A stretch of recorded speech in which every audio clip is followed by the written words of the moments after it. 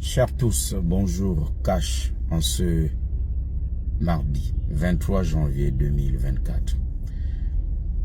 L'administration dans un pays, et dans un pays comme le Gabon, c'est comme la circulation routière. Il faut la fluidité. La fluidité pour permettre à chacun de partir d'un point à un autre. La fluidité pour permettre et faciliter les échanges. Lorsqu'il n'y a pas de fluidité, il y a bouchon, embouteillage, et là, il n'y a pas échange, il n'y a pas déplacement d'un point à un autre. Je le dis parce que de plus en plus, nous constatons que certaines personnes sont en train de recycler ce que nous avons dénoncé hier au sein de notre administration. Il ne faut pas que les militaires qui étaient dans les casernes soient induits en erreur lorsqu'on leur propose des personnes pour animer notre administration, pour rendre notre administration fluide, pour éviter et vraiment bannir les anciennes procédures avec leur lenteur, leur lourdeur. Il faut que le CTRI ait accès à d'autres compétences, à d'autres intelligences. Il y a des compétences, il y a des intelligences existantes. Mais il faut proposer aussi d'autres noms et d'autres personnes. Ça va rendre l'administration fluide. Et pour cela, il faut éviter que certaines administrations deviennent la chasse gardée de certaines personnes, de certaines communautés, de certaines régions, de certaines provinces. Tout porterait à croire qu'il n'y a que là-bas où on trouve les compétences, ce qui est inexact. Ce n'est pas possible.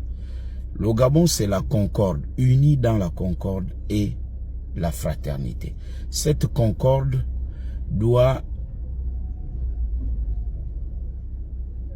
rassembler, doit unir, doit en une sorte d'osmose permettre la fluidité des intelligences. On doit pouvoir retrouver la carte du Gabon dans l'administration. Parce qu'en ce moment, les Gabonais ruminent. À chaque conseil des ministres, je le disais tantôt, lors d'une précédente vidéo, est-il possible d'avoir les conseils des ministres sans nomination? Et là, on voit les textes, les réformes. Il y a des choses intéressantes qui sont annoncées. Très intéressantes et très utiles pour le Gabon.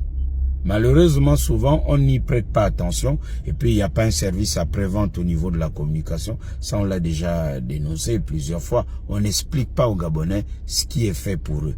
Donc, on ne retient que les noms des personnes qu'on doit nommer à certains postes. Ce qui fait que, dans une administration comme celle de la douane, vous savez, elle est juteuse, il y a des avantages, ça rumine et ça boude. Certains estiment que, écoutez, lorsqu'on est rentré à un grade, on termine toujours avec le même grade.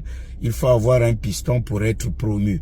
Alors, qu'est-ce qui est fait pour que les douaniers aient un plan de carrière, par exemple, et des avancements, un peu comme ça se passe dans d'autres administrations? Parce que ça va multiplier les frustrations et vous aurez une administration où il y a certains qui ne voudront pas travailler parce qu'ils estimeront que, écoutez, là, dans cette administration, ce sont toujours les mêmes qui occupent les responsabilités. Donc, nous, comme on est là pour les accompagner, on ne fait rien. Voyez-vous, là, il n'y a plus fluidité dans l'administration. Donc, il faut aider les militaires à avoir accès à d'autres noms, à d'autres profils. On ne peut pas penser au Gabon en 2024 qu'il n'y a que dans certaines régions où on trouve les compétences. C'est savamment idiot d'ailleurs de le penser. Ce n'est pas possible. Je fais cette vidéo donc pour dire, dans notre transition cache des mentalités, aidons les militaires qui étaient dans les casernes à détecter d'autres Gabonais qui sont bons dans leur domaine. Les Gabonais qui sont bons Dans toutes les localités du Gabon, il y en a. Et essayons de faire un système de turnover, c'est-à-dire on varie un peu, on change un peu, qu'on voit un peu d'autres localités être, comme on dit chez nous, en haut. Et là, ce sera pour une bonne transition cash. Bon début de journée chez vous.